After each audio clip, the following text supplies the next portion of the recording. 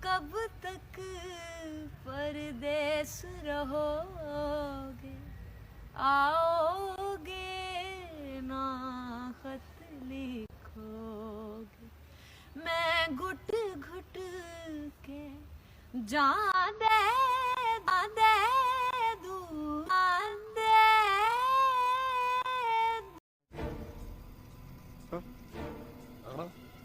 माही रे भगना रसियाने मंगला नसीबा गुजरो।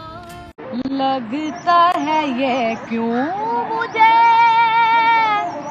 सदियों से चाहूं तुझे, मेरे सपनों में आके अपना मुझको बना के, मेरे सपनों में आके।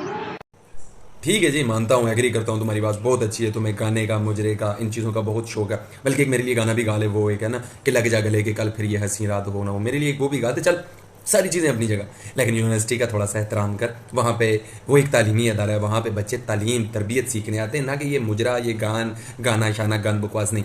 तूने अपना मुजरा करना है, तूने गाना करना है, तू बाहर जा, यूनिवर्सिटी से बाहर लगी रहे, यूनिवर्सिटी के अंदर ना कर। ठीक है, तो ये बात अच्छी है, स्पोर्ट भी किया जाएगा बट यूनिवर्सिटी के अंदर नहीं। मगर तुझे सपोर्ट ये ना सोची हम करेंगे, तुझे तुम्हारी तरह के ही लोग करेंगे।